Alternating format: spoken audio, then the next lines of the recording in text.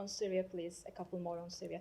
Secretary Blinken said in Ankara last week that there is a broad agreement with Turkey and the US on Syria.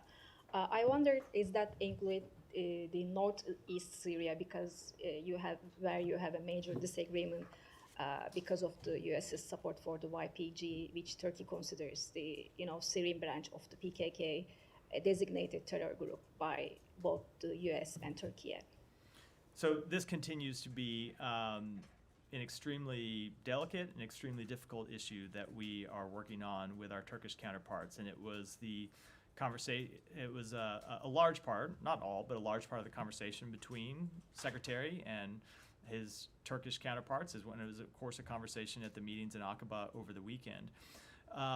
Look, we understand Turkey's legitimate right to go after a designated terrorist organization, which the United States considers a terrorist organization as well. We consider the YPG. I'm speaking with respect to the PKK.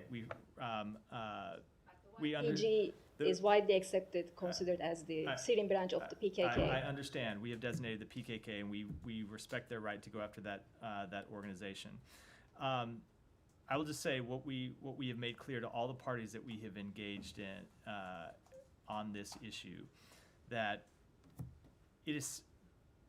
Syria is in such a fragile state right now that we don't want to see any party take an action to pursue their own unilateral interests over the broader interests of the Syrian people.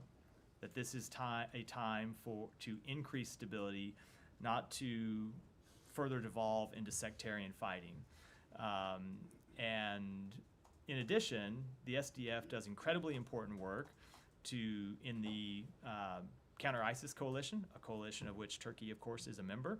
It is in the interest of the United States, it's in the interest of Turkey, it's in the interest of the Syrian people and all the countries in the region that ISIS not rear its head again, that the ISIS fighters who are being held in SDF custody not be released.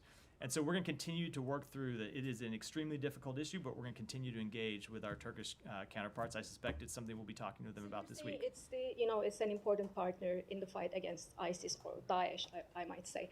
But Turkey has been telling you that, if you want to fight ISIS, work with us instead of, using one terror group against the other. And Turkey is your NATO ally. Why don't you work with your NATO ally instead of a group that your NATO ally designates as a terror group? So we have been discussing this with our NATO ally and trying to come to the best path forward.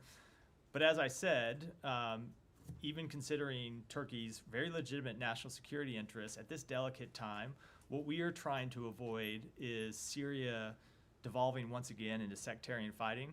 Just came through the collapse of a regime that presided over a brutal, years-long civil war, and we don't want to see any actions that would further destabilize the situation and further lead to the suffering of the Syrian people. Does it include the actions by Israel? We have made clear to all parties that we want to see actions that promote stability, not promote instability. Every party in the region.